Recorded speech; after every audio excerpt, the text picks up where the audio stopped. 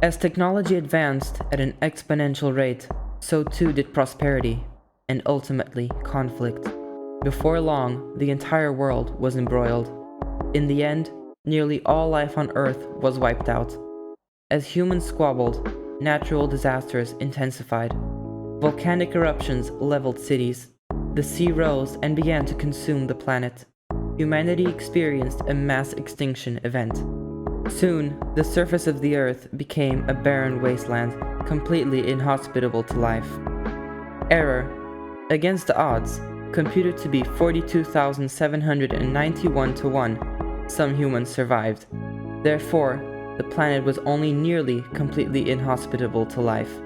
These survivors found shelter in a vast cavern created by a cataclysmic volcanic eruption. The cavern provided shelter, and a massive pool of accumulated seawater provided life. For while humanity was being decimated, marine life flourished. All manner of squids, octopuses, and jellyfish had propagated in the deep. The surviving humans had found a source of sustenance. The surviving humans appointed scientists to lead their new society, believing that science would provide a wiser path forward. Fully empowered, these scientists took on the monumental task of establishing a sustainable ecosystem within the cavern. They dubbed this new society Alterna, and began the process of recreating the Earth they had once known. Of course, not even scientists are immune to nostalgia. The humans began constructing large-scale 3D printing operations. This allowed them to create some of humanity's favorite artifacts within the confines of Alterna.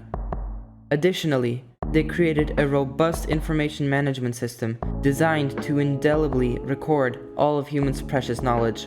Such a system would naturally require some sort of record keeper, a computer that could autonomously observe and record data.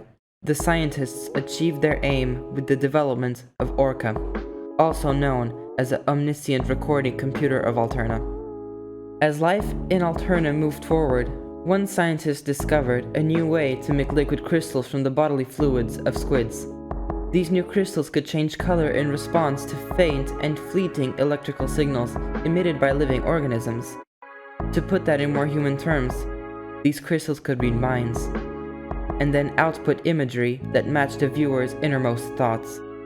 Humans were enchanted with this new invention and began mass-producing the crystals. Eventually, they lined the walls and roof of Alterna. As the crystals absorbed the collective desires of those in Alterna, they assumed the appearance of the sky as it was seen on the surface long ago. At last, after 25 years of being confined beneath the earth, humanity could once again look up and see the sky. The years passed with prosperity. The population of Alterna grew like a rising tide. The scientists, now elders of their kind, believed they had done all they could to advance the civilization of Alterna. They began selecting new leaders to succeed them, entrusting to them the world they helped build.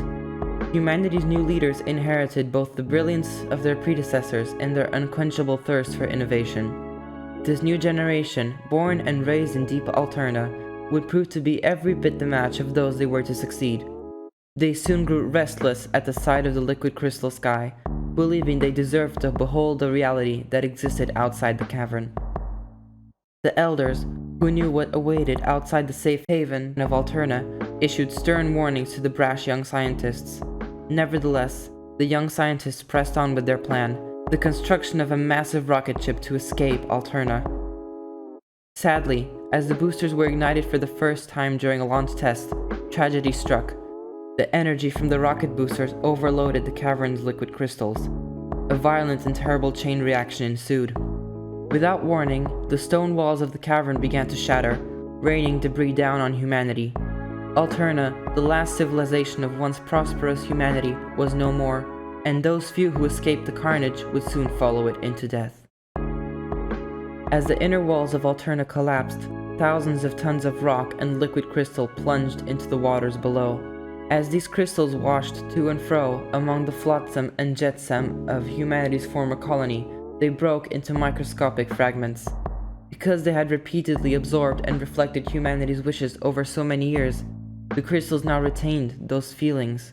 Little by little, the squids, octopuses, and assorted sea creatures that thrived in the waters of Alterna absorbed these crystals into their bodies, This process continued until, one day, the marine organisms began to feel something fresh.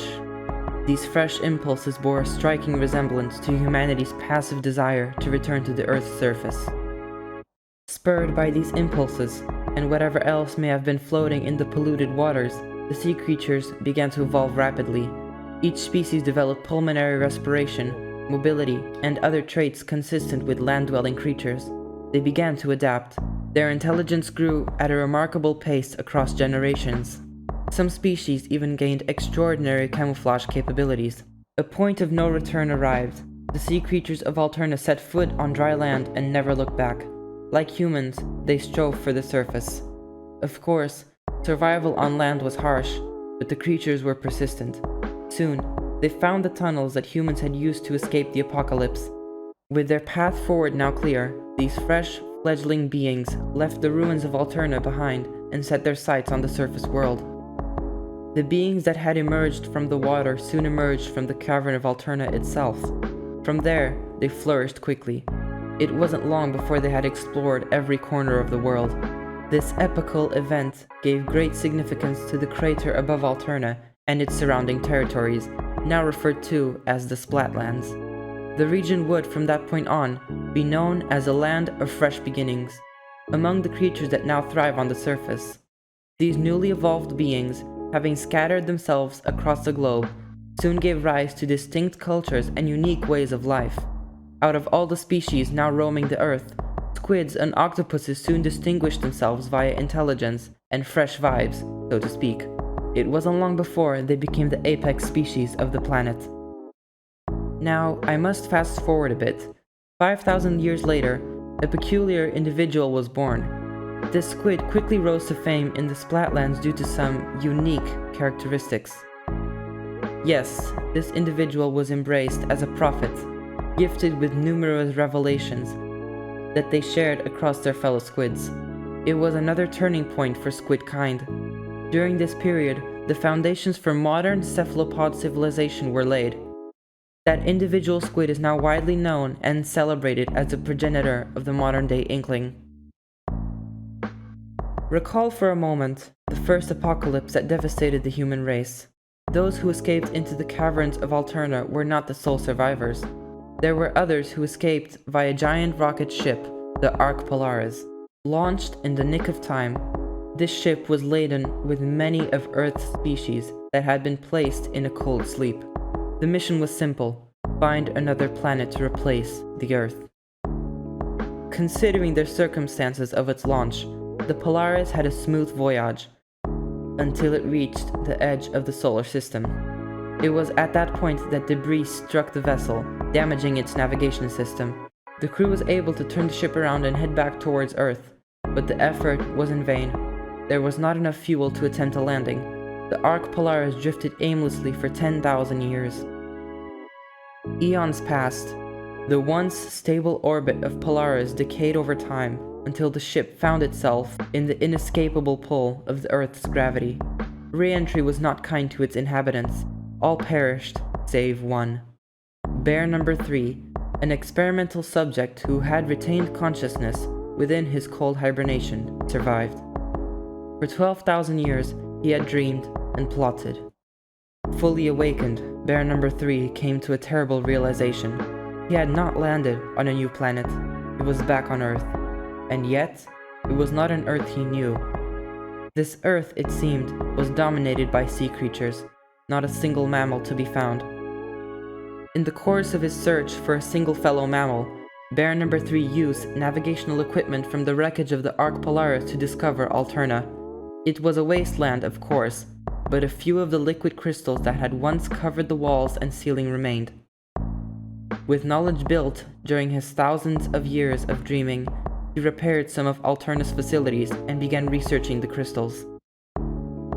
This research bore fruit when Bear number 3 compounded some of the liquid crystals with his own fur.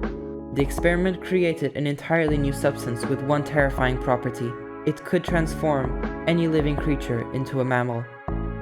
Bear number 3 realized the implications immediately. He could restore the planet to a mammalian paradise. He began stockpiling fuzzy ooze, as he called it, within Alterna's still intact rockets. For such a venture, he would acquire thousands of golden eggs. These were used in the creation of fuzzy ooze, although the exact details have never been recorded in my memory banks. But Bear Number 3 had a plan. He founded a corporation that would go on to employ locals to collect his golden eggs under the name Grisco Industries. Mr. Grizz, as he was now known, would pay handsomely for them. With fuzzy ooze production peaking thanks to the assistance of unsuspecting inklings and octolings, Mr. Grizz took the final steps to set his plan in motion. The rocket was loaded. It wouldn't be long now.